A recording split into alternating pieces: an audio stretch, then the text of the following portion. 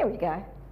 All right, so today's agenda, or for my sessions, the agenda will be to start off with a recap on the work that you've been doing in the bowel screen space. So for some time now, you've been looking at your PDSAs and your quality improvement activities specifically to do with that bowel screening. And before we really kick off into talking about cervical screening and that program, I think it's really important that we touch base on what you've been doing, what your successes have looked like, and you know, what your challenges have been as well, just to ensure that we have that ongoing learning as well in the areas that we've already covered previously. So we'll start off with that. And then in terms of the QI learnings, we're going to recap those 6 cardinal rules of quality improvement. I'm not going to give them away now, but we'll step through those in a moment. We'll then have a look at the cervical screening program, the summary of it. So the new screening program, what that looks like, you're going to get a lot more information about that this afternoon as well. So it's going to be just a very quick flyover to allow you to think in the space of, well, what does that mean for our practice and what can we do with that? Looking at improving participation, so obviously we're talking about women's participation in the screening programs and how we can get better traction and improving those rates of screening. Some specific strategies for underscreened women and what those cohorts look like. We'll have a little bit of a talk about the PenCat framework around cervical screening and some of those recipes that will help you to get going with targeting those underscreened populations and where you need to be clicking to get that information out of your practice software. And then we'll finish off with a second activity, which is around your ideas of what you would like to be doing in the space of cervical screening. And that will become a little bit clearer as we kind of step through what you need to do, what the program looks like, and where those opportunities are. So the aim of my session for this morning is to have you step away with just some tangible ideas that you might want to take back to your practice. And it's really going to take the form of just a preliminary plan of which area do you think is most applicable to your practice and your cohort. What are the questions that you have about what's happening in your practice as a result of this, and then step through what your next action steps are going to be, so that once we step away from today's workshop, you're really quite clear about the actions that you're going to undertake. So I really want to start with just recapping your successes, and obviously I want to have a bit of a chat around the room to see what you've been doing and where things are at in terms of bowel screening. So what are the outcomes that you've achieved? What are some of the successes and what are some of the challenges?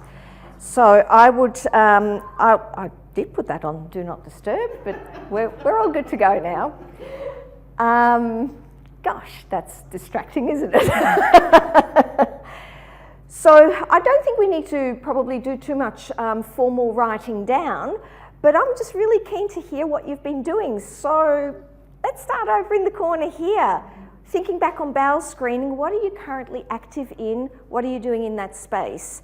What's been working well? I work in a medical practice. Okay. So I work in a healthcare service. Yep. And offer a well women's clinic, but in line with that, I talk in part of my consultation, talk about or promote bowel screening and okay. see where they're up to. If they're 50, certainly discuss it and remind them to actually do it when yep. it comes. If they're not 50, I still bring it up and say, yep. well, when you get to 50, yep. And it's simple to use, and okay, great. Were you at the last workshop as well? I didn't come to this okay. one, but I did go to, where did I go to, Kirsten? It was a nurse ambassador workshop with Cancer Council. In Ballarat, that was two of them last year. Yeah, okay. So I guess the challenge then for you is to sort of formalise that approach and making sure that it doesn't just live in your head in terms of the clinical work that you do, but how you can turn that into a systems approach for the organisation as well. So that might be a suggestion. So my colleague's not here yet, Beth. So Beth's been doing a bit of work in bowel screening. So well, what has she been doing? She's been doing, which we've been helping. So that all the data cleansing we think is pretty well done now. So with our care plans within the clinic, we've changed our template so that we include the bowel screen on it. So Great. when we go through our checks with our patients, 3 to 6 monthly, it is a question that we ask. Yep. Whereas sometimes that was getting lost. Yep. And I think I can actually see, we are definitely filling that out a lot more within our care plans, and we're seeing that we're doing, when we haven't got data yet to prove that, but I think we're definitely doing more bowel screening. We've put the kits in all of the clinical rooms now, like the bowel screening kit, so we can show it to patients, because I think a lot of them take it home and think they'll do it, and then they don't know what to do, they get a bit embarrassed, and then, they collect the sample incorrectly. We've had that quite a bit, and it has to be recollected. Or it's out of date. Yes, it's out of date. That's come a few times because they take it home and sort of think, they'll do that one day.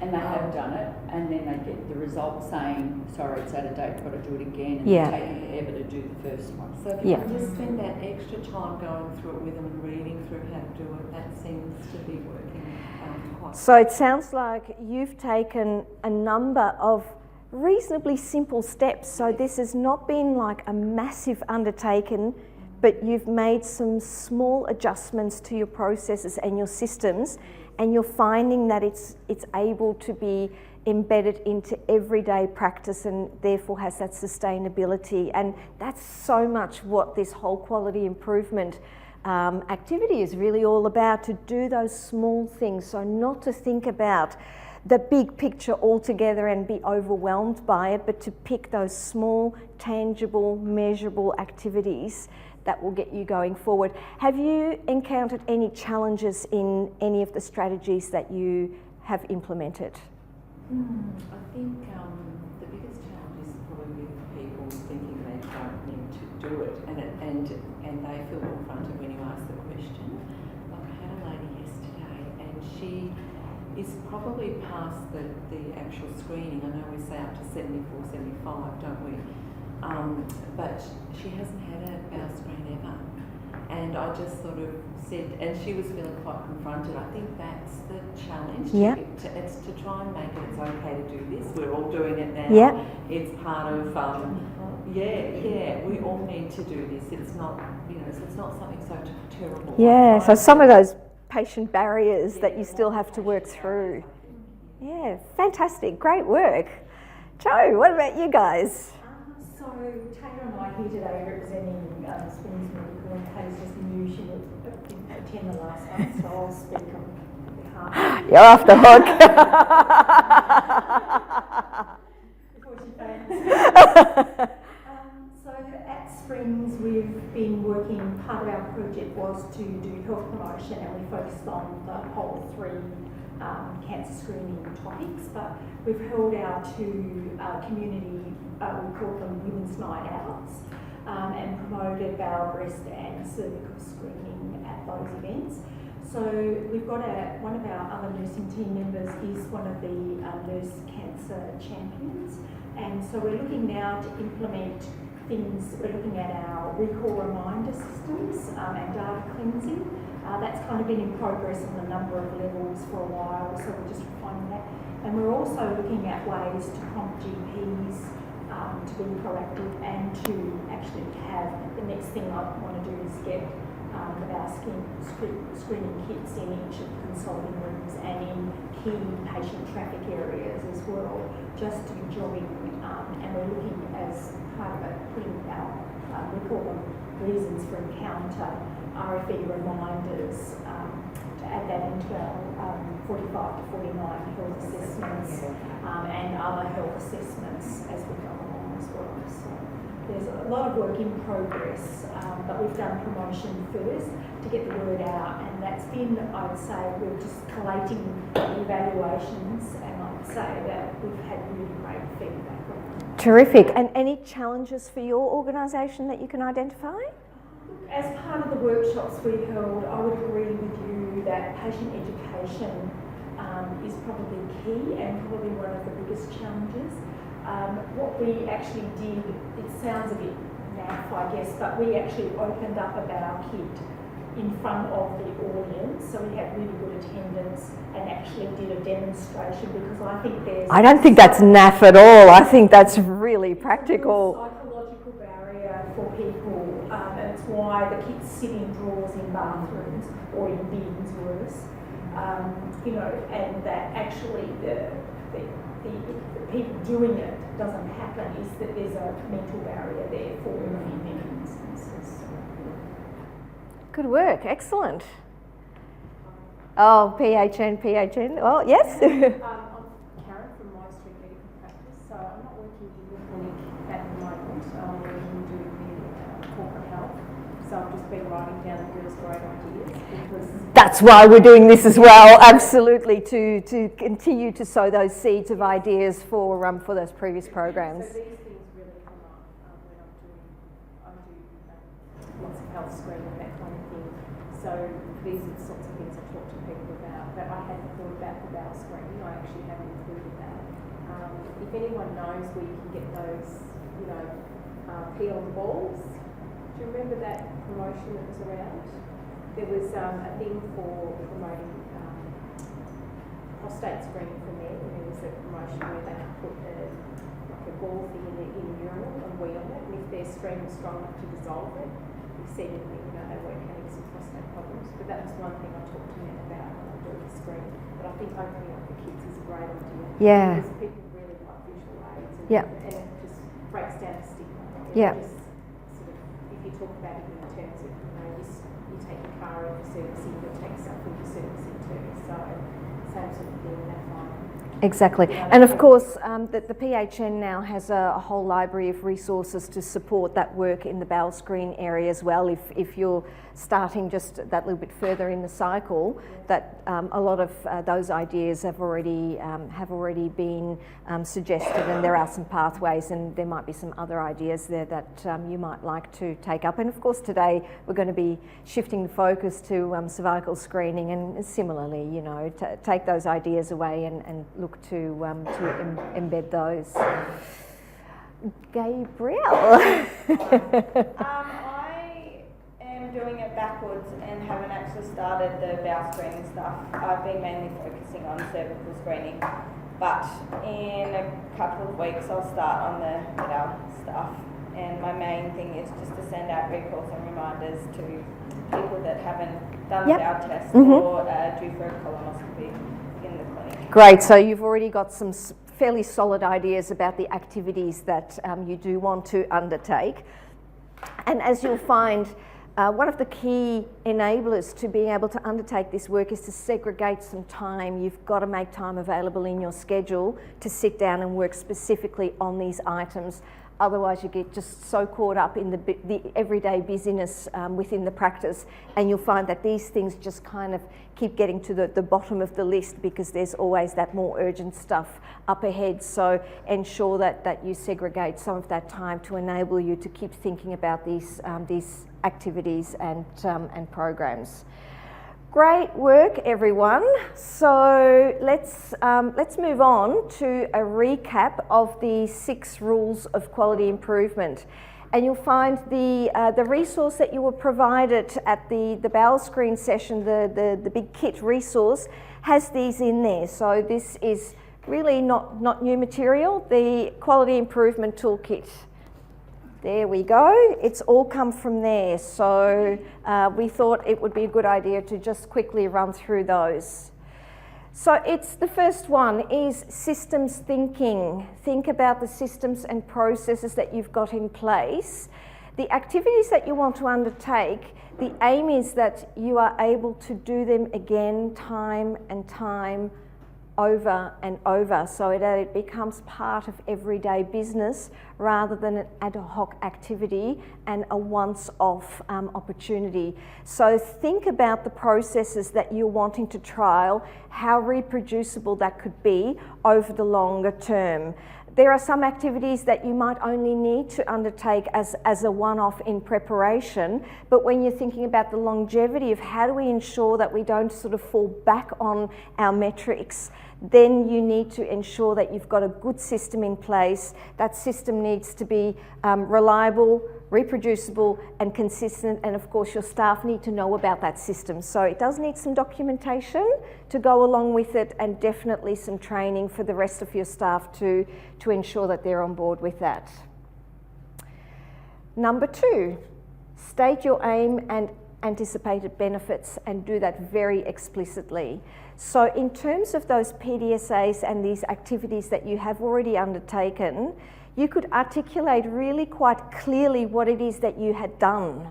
And that is the key to the success of this PDSA cycle, the Plan, Do, Study, Act, is that you can clearly articulate it. It's got that measure of the SMART goal. It is specific, it's measurable, it's achievable, it's realistic, and there is some timeline around it. When you can define all of those parameters, you're going to see a much higher likelihood that your activity is going to end up with some success and tangible outcome at the end of that.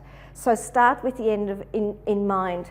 Ensure that you know what is the question that you're trying to answer with your PDSA. What is it that you're wanting to find out? Involve the team in the planning and implementation.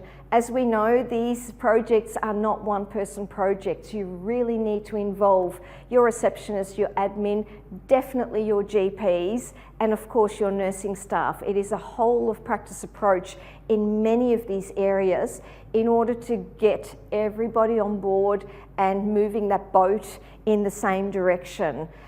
Similarly to the accreditation preparation work that you undertake within your practices, gone are the days that is a practice manager activity. It's got to be a whole of practice approach in order to get that system and process embedded into your everyday processes.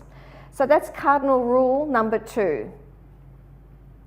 Rule number 3, make continuous, small, incremental changes.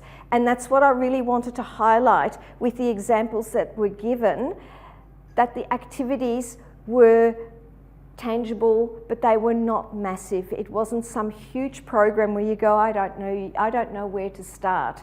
Make sure that they are nice and small and that they are therefore achievable. Check along the way with your outcomes. So the notion of the PDSA, the Plan, Do, Study, Act cycle, you plan, that's what we're going to be doing a bit more of today. You're testing it, you're rolling it out. You're then checking your progress. Did that change result in a benefit? Not all change is an improvement, but all improvements need change. So sometimes, and this is why I'm asking you, what were the challenges that you came up against? It's always really good to hear about the things that didn't work so well, because you can learn so much from those, not just the bits that worked really, really well. So that's the really positive thing that you can do too, is to really focus on what didn't work so well and what do we need to change. Do we need to modify? Do we need to throw out that plan? It wasn't applicable, it didn't work for our circumstance, and rethink? Or does it just need a tweak before we roll it out further? So remember too, in terms of the PDSA, that we start with a small cohort. When you're looking at your data cleansing, you may not be able to do, well, you certainly wouldn't be able to do that in one day, in one go. This is going to be an incremental activity. So define a period or a cohort that you say, I can see the start and I can see the end. It is contained and it is measurable, and so we can work with that, come to the end, and then assess, did that work okay, before we move on to the next lot and the next stage. You may have wanted to do some tweaking along the way in terms of your process or your approach about it. You may have found other impacts that you hadn't foreseen that are meaningful in this context. You've got to take all of that into account. So it's there's a lot of considerations in that review activity and knowing where you need to tweak. And as we said before in the last session, a lot of this work in terms of the PDSAs, we're talking about it in rather formal ways now. The way it happens in reality within your practice probably feels a whole lot more fluid. You're doing PDSAs all the time. You're doing this as part of your normal operational roles. This is just getting you to think about it in that slightly more formal way, to be more determined about what is it that we're going to do, does that make sense, and how do we evaluate that so that we know that the change has been an improvement. Continuous small incremental changes is good. Don't eat that elephant in one go, take it one bite at a time. Big changes are difficult, small steps, check your outcomes along the way. Keep score, measure progress. This is super duper important too. So as part of your planning activity, you need to set your measures of success. How will you know that the activity that you're undertaking will have achieved the intended outcomes? So you need to define your success measures pretty much from the outset. And again, they don't need to be terribly difficult. So if you're thinking, for example, for data cleansing for a cohort of patients, the outcome will be that your data measures have improved by whatever percentage or factor that you have determined over what period of time. So those outcome measures, again, don't need to be terribly complex, but you do need to know what's going to tell you when you've come to the end of that. Keep score, measure progress. It's important. Define your measures and use your data. I like this one, number 5, still shamelessly. Network with each other, learn from each other's successes and failures, and pay it forward. So when you find that something's working particularly well, sing about it. Make sure that others can learn from your experiences, because there's no benefit in everybody having to reinvent the wheel, and that's why still shamelessly is really, really important. That if it's worked for another practice, chances are it's a good process, it's a good methodology. Adapt it, use it, and don't think that you need to start from ground zero and dream it up yourself. And hopefully from today too, you'll get lots of ideas, and the idea is that you use those ideas and run with them and make something of them. But you know, in terms too of resources, if you find that you've developed a template that's working particularly well, if you're saying we've now amended our GPMP or TCA templates to routinely ask that question, what's that looking like on the ground? Show it to others, share it through Basecamp, through Kirsten, to ensure that others can kind of go, oh yeah, that's a simple one too, I can do that, and it has big impacts, big outcomes. So certainly do that. The falling forward culture is pretty much about that growth mindset and the expectation that not everything is always going to end in success, but that the embracing of change and the trying of methodology and embracing change is the mindset that everybody within the practice accepts. So it is an openness to new ideas, innovation, and doing things just that little bit differently. So that is such a key component too of this, the cardinal rules of quality improvement, that has to be embedded into the culture of the practice. And that's easier said than done. That can take a really long time. For practices that are already in that space, the challenge is to maintain it and to nurture it. And for practices that aren't quite there yet, you need to do that groundwork to have those conversations about why that approach and that readiness to test and to change and to modify your practices so that we get better patient outcomes at the outset, that's really what that's all about. But that, like I said, that's harder to achieve than what it is to say. And I guess on virtue of you guys all being here, you kind of get what we're talking about here, but that doesn't always necessarily translate across the broader team. And that's definitely a challenge. You might also want to think about that particular aspect more globally, about a PDSA activity that you might want to undertake within your practice, to really look at how you better engage your whole team in that change thinking within the practice and the readiness for which they are or are not to play in that space. One of the great ways that you can look at that as well is to perhaps introduce that as a regular agenda item for your staff meetings. So have quality improvement as a regular recurring theme within your team meetings so that you can keep having those conversations about where are we at and what can we be doing better. The 6 cardinal rules, that was those. So I want to quickly run you through now the cervical screening program. That's changed a little bit. You're going to be learning a lot more about that this afternoon. So this is not a deep dive. This is just a gloss over what the new program looks like. So you'll be aware, no doubt, that in times gone past, the cervical screening program was a recommended 2-yearly screening program for women without symptoms and with negative return screens. Every 2 years, that was the recommended program. And you'll know now that that's been replaced by, so rather than looking at the cells, so the previous program was a cytology exercise. So a bit of a scrape onto the slide, and the cytologist screeners at the pathology laboratory were actually looking for the cellular changes within the smear test to tell you where, or to give an indication of whether everything is okay or not. And that's now changed to direct testing for the HPV virus, the human papilloma virus. So the way that that's done means that this only needs to be undertaken every 5 years because of the sensitivity and the specificity of that particular testing, which is, yay, that's a good thing. But that's the big change that's been undertaken. The age range has now changed as well. So it used to be that the recommended age for screening started at 18.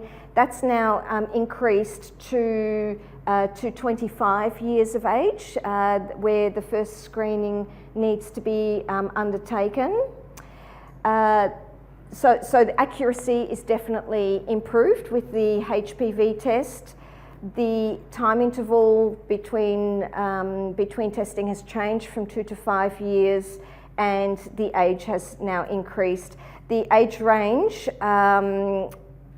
people aged 70 to 74 years will be invited to have a cervical screening test done as well. So again, that might be something that you think about, well, how do you work that when the previous recommendations sort of really stopped well before that, at that 69-year step. So that's the big change that's happened. But of course, we know that in the old system, and perhaps now with the newer system too, that underscreening is still a huge problem, and that's the space that we're going to be working in, and that you're going to be challenged to think about how we can improve all of that.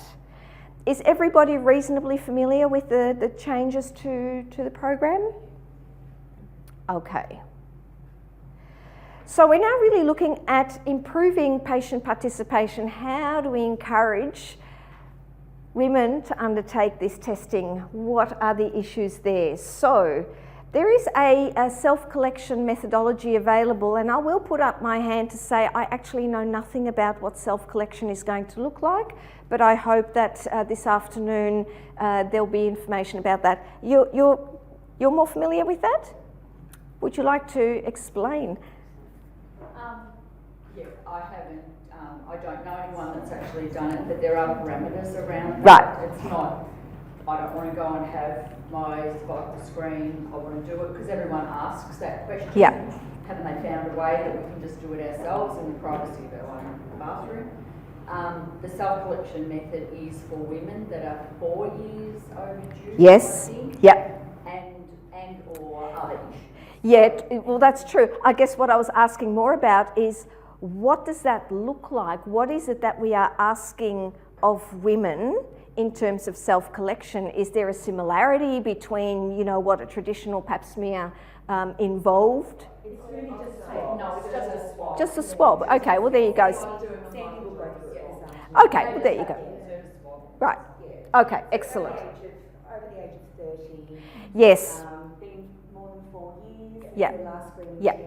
Yeah. Done in the clinic with with a swab, so just in the bathrooms, but still needs to be taken to pathology. Yes, definitely still needs testing. Abnormal, then the woman still needs to have a speculum inserted, cervical screening test. Right, okay. That's the main thing, That's the main thing, yeah. Self-collection, okay, we'll opt for that one. But if it comes back positive, they still have to have the real deal. Right, yeah. Well, then at least that doorway has been opened to, you know, to, Come back. of course they do, yeah, and then that's the challenge too, isn't it? So that's the self-collection is one methodology that you can use for that better patient participation.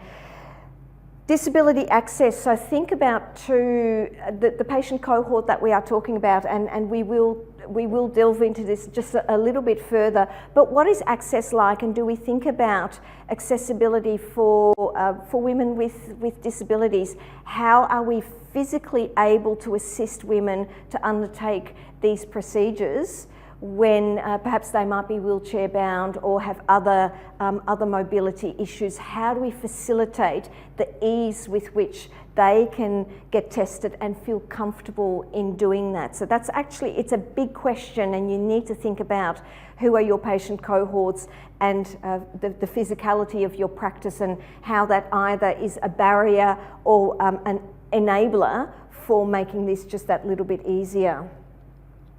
Some networking with women's health centres. So I guess this is really saying communicate and collaborate with those who play in this space very extensively, because they will have other ideas and perhaps, you know, marketing resources and approaches that could be applicable, or it could be about a pathway for referral. If patients are saying, I don't want to undertake this here, have a second option available where women can be referred to other services for these tests as well. So again, it might be about having a conversation with your GPs and your nurses to say, well, who else plays in this space? And is this what we do when we're sensing resistance? Is this part of what we put on the table to help enable that better screening to take place? Community-based promotion campaigns, so obviously a little bit of that's been done with the Bowel Screen program as well, but think about what you might be able to do with your community in terms of raising awareness and you know, promoting activities. Of course, along with the change to the new HPV testing process, there has been a fair bit of marketing from the federal departments to encourage, you know, uptake of that. That will probably, you know, start waning a bit, and the question is, well, going forward, how do we sort of maintain that? One of the questions that I would have is, now that we're on a 5-yearly program, how easy is this to kind of fall off the radar for women altogether? That, you know, the interval is now much longer, and it's no longer quite so front and centre of mind, where, you know, every 2 years you'll be going, okay, it's time again, and now 5 years, that's a really long period of time. So there is absolutely that opportunity for the underscreening to actually increase rather than decrease. So think about strategies that you might put in place for that too. Web social media postings, so think about what your presence is looking like in terms of your website, whether you can put out some blog postings or, you know, some Facebook posts to encourage this. The interactivity too with community social media pages on behalf of your organisation. Maybe that's another opportunity to get a broader audience, and it wouldn't be targeted just for your patients, but as really that community activity that you might want to look at undertaking.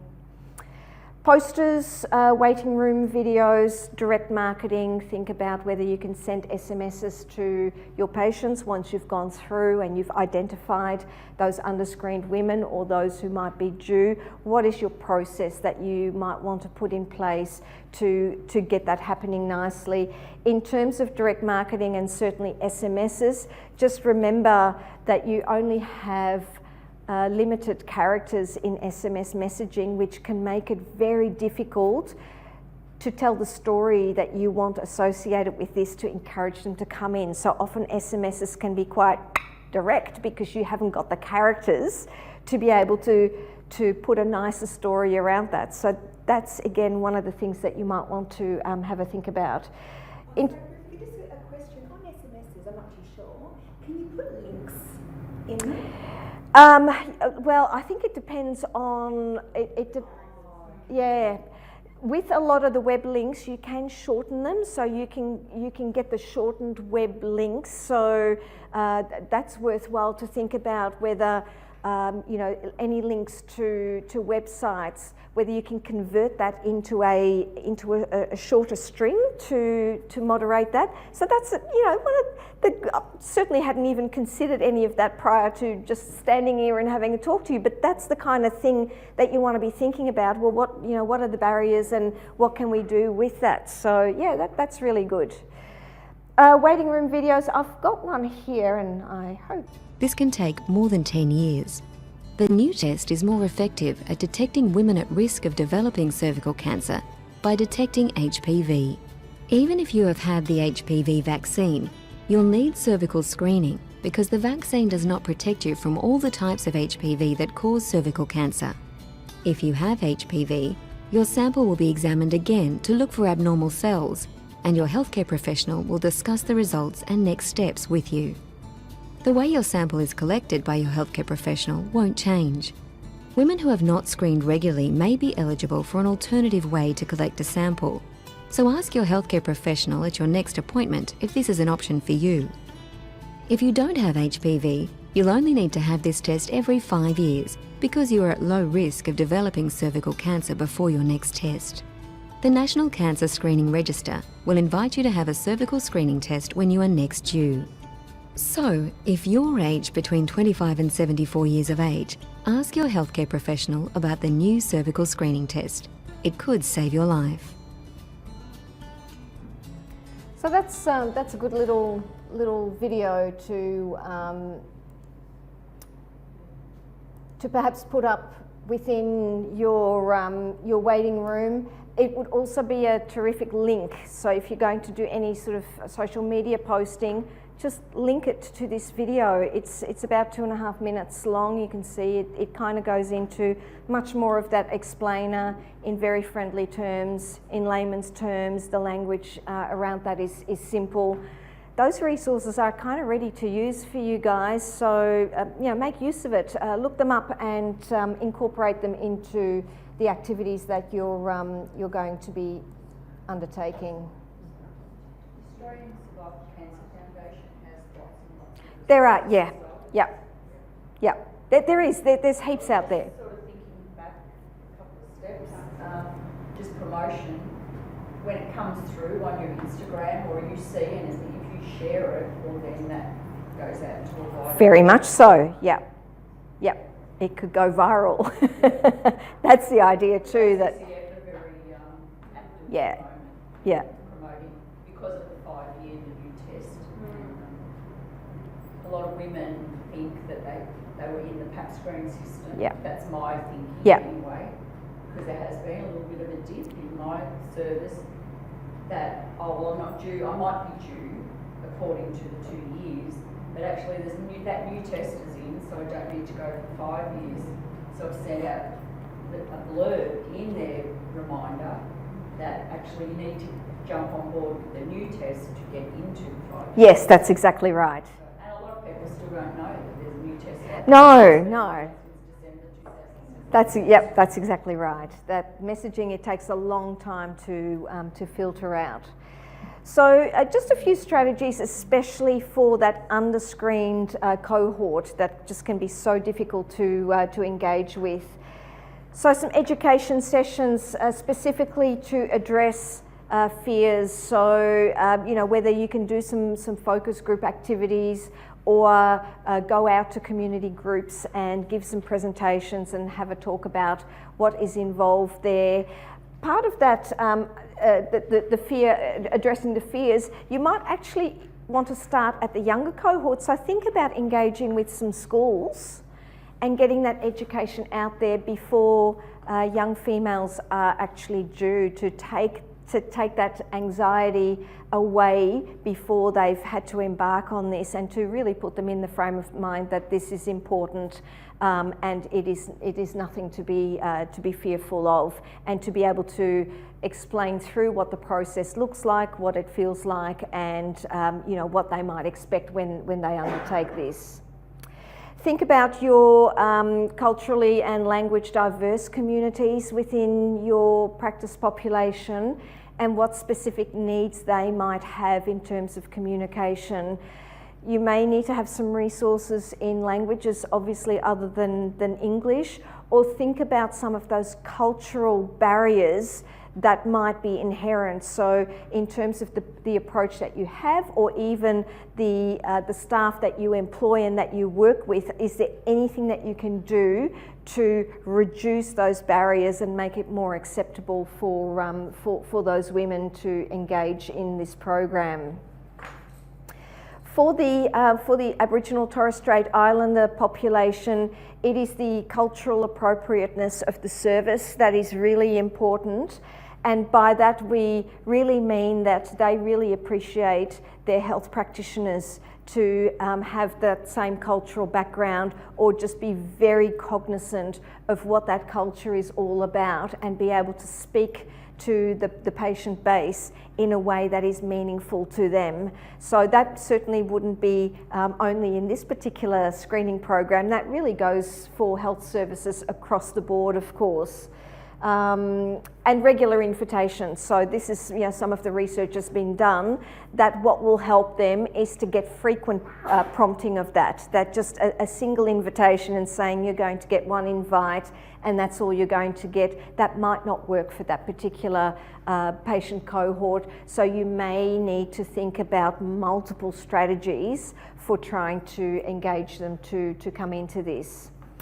For the LGBTQI community too, just the holistic services and inclusion of that, perhaps in the most part it wouldn't sit terribly differently than for the general female population, but I would really encourage you to think especially of trans people who have female reproductive organs. They need to be tested, even if, of course, they don't identify as female as such. This is a really important cohort that you need to be thinking of, and certainly from a GP and nursing perspective, it can be easier to forget about those important health screening activities when the presentation is slightly different. So challenge your health workers to think about those contexts in terms of the service offerings as well. Put in there, just think about the Rainbow Tick accreditation framework, and that will certainly talk you through the mindset and the thinking that is required in effectively dealing with the LGBTQI community. Joe, I know that you guys are really active in this space. Have you got some further feedback on that?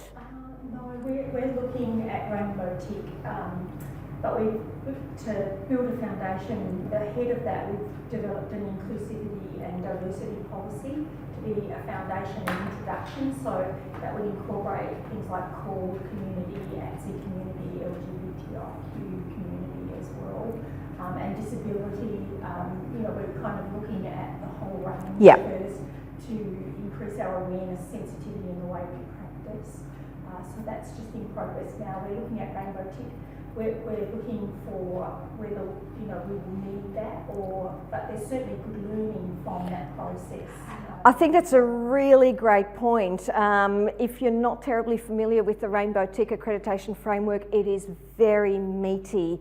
There is a lot to it, and it is quite a robust accreditation framework that, in my estimation, most general practices would really struggle to achieve. But that's not to say that you can't download the standards that apply to that accreditation framework and take out of that the elements that you could possibly incorporate into your practice without going the whole hog of getting that rainbow tick, but thinking about how do we deliver our services that is really respectful and appropriate for that patient cohort. So perhaps another learning out of today's session is perhaps to look a little bit broader beyond the RECGP standards in terms of quality improvement and what that means for a broader cohort of patients than what you might traditionally be thinking about. So in terms of trauma patients, just the suggestion to offer self-insertion for a speculum or look at self-collection methods. In terms of bring a friend, I don't know about that. I'm not sure that would necessarily encourage someone to do that. Joe? I've got a cervical screening nurse background, and I think it's vastly underestimated the number of women who've suffered trauma or sexual assault. I think it's unrecognised across the board in our community, and so I think that offering for someone to bring a friend can actually de-stress people. It happens rarely, but to offer it is a huge relief for people to know they can have someone there that's their advocate. Great point. So if there's not, even if they feel they can't do that, you can offer another nurse or assistant in the process. Yes. It's just such a traumatic. just to talk through breathing and just to know that Just to someone really else press them present. being in total control. What you might think about too in terms of the prevalence of trauma is introducing that aspect of a barrier into all of your promotional material as well, recognising that this could present some real challenges for a lot of women and some strategies to come around that. So maybe look at incorporating that in all of your messaging.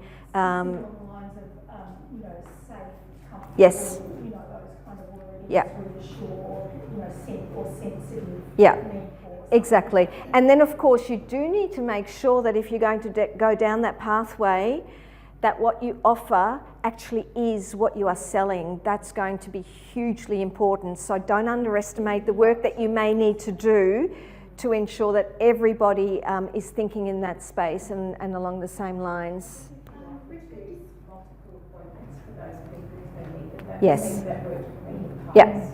But I worked in Aboriginal health and there were lots of issues with trauma and things as well. But having a couple of consultations before anyone touches anyone or does anything like that, that definitely made a difference to whether they were happy to participate. Yes. or not. Yeah, absolutely. Yeah. And building up that rapport with them as well. Yeah. Did you have... I've got a resource in your packs. It's a resource that Cancer Council Victoria did with CASA. It's a few years ago now, but it's looking at sexual assault and just ways of supporting women during that process. Okay. Yeah, terrific. Good stuff. To have a look at for extra ideas. Yeah. And we spoke... Sorry? I was going to say, it's incredible if you've done phone calls to women for recall reminders or overdue. When you gently question what the barrier is for them attending, how frequently they'll say, Joe, I've been sexually assaulted at this age and I choose not to screen. And then it's offering them alternatives Yes. that can help them to be empowered Yeah. to come Yeah. along. So. Yeah, exactly. I think the guidelines are in some ways not supporting what we're doing. I had an incident where I had a lady that, I wouldn't say had an intellectual disability, but I'd say just coming from poor social background, who was blind, technically blind, but could see some things. And it took me a lot of consultations to get her up to the stage of even Contemplating. And then we got to the stage where we could do a self-collect. She definitely did not want an examination. We got right to the stage where I was trying to show her on the swab what she had to do and everything, and she said, I can't do this, will you do it for me? And I said, yes, I would. So I documented that on the pathology request, and I got a reply that they would not accept it. Oh, Gosh. After a lot of arguing, not arguing. That is just devastating. Yeah, and we finally got around it. Yes, they would accept it. So There was a lot of talking. a lot of talking, Discussion. a lot of discussion. In the end, they said, if it ever happens again, just don't write it. Yeah. Just self-correct. Yeah. Gosh, that's, yep, yep. Just crazy. See, this is, sometimes where rules and regulations get in the way of actually providing exemplary care. Or re-traumatise. Yes, yep, yep, yep, exactly. And we've spoken about disability too in terms of providing additional appointment time and providing further assistance to make that as easy as possible. The things that make screening a little bit easier or more acceptable is access to a female GP and or a practice nurse. The ability for women to find the service and to attend. Using the interpreter services if required. So obviously that language barrier, there needs to be sufficient explanation around that for it to be acceptable. The impact of a GP recommending that this be done is one of those major enablers. So the GPs actually need to have those conversations with patients, with clients, when they're in front of them for whatever reason.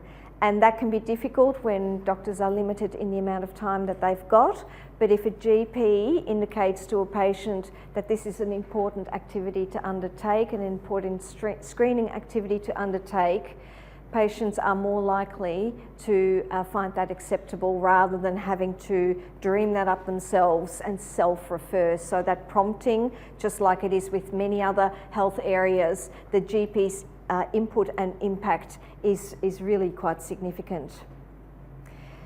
The reminders and opportunistic prompts, so think about top bar, and we'll talk a little bit more about that as well. There are some things that you can do there to set reminders and recalls so that if you are using things like top bar, that there will be a prompt that comes up to remind the GP it's time to talk to you about having your screening as well, so that can help. And providing information, resources, and having the time and the space to have those conversations.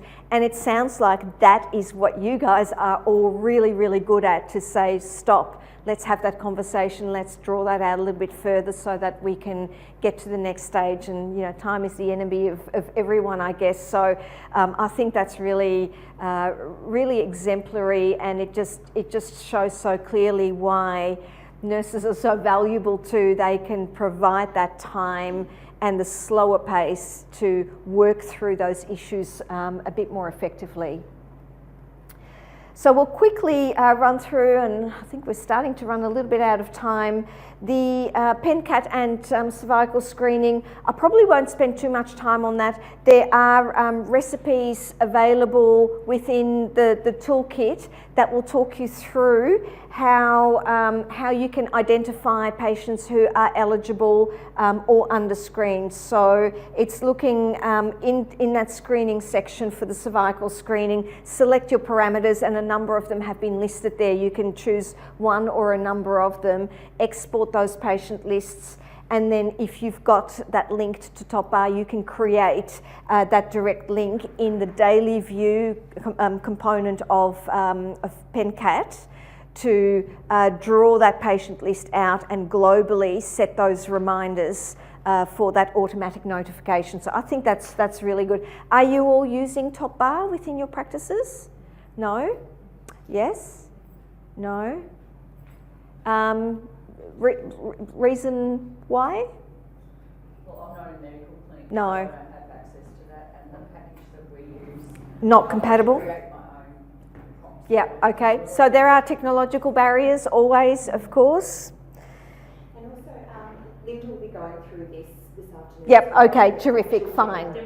Yeah. Yep, okay. So there is also the opportunity to identify the cohort who might be eligible for the self-collection as well. So I won't go through that as well.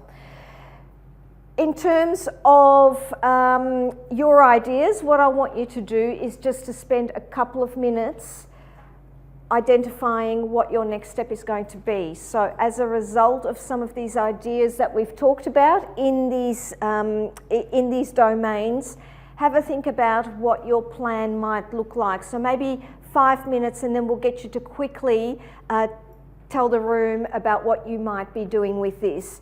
So whether it is about creating resources, a marketing campaign, an awareness campaign, upskilling your team, or any other activity, just jot down some notes on what your plan might be. So this is the P of the PDSA, where you're planning your activity. So think about your activity and think about your success measures, and perhaps a little bit of a timeline along with that as well. So that's a little bit of accountability for you. So just a couple of minutes to jot down your thoughts. We might just reconvene.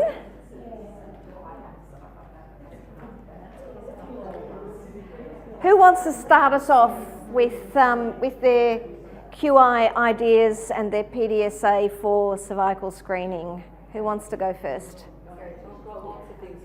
All right, I'm coming a little bit closer so that we're picking up the sound a little bit better. Just as we've been talking, I've just written down lots of ideas. So we're working on the Women's Health Week Information Night, and my lovely colleague here, Amanda, is going to be our guest speaker because she's done some incredible work overseas with women's health and cervical screening. So that's a bit more health education. We're looking at reminders and trying to do something via SMS or using different apps on phones. That's a big thing that we're trying to work on, but it's probably bigger than what it is. So chunk it down.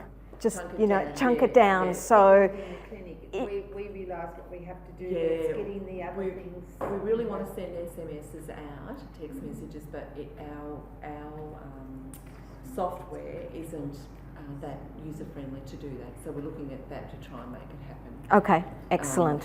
Which might reduce a lot of our time doing Okay, so the challenge then is to just identify what is it that you need to do next. What is the activity that you need to do next to progress along that?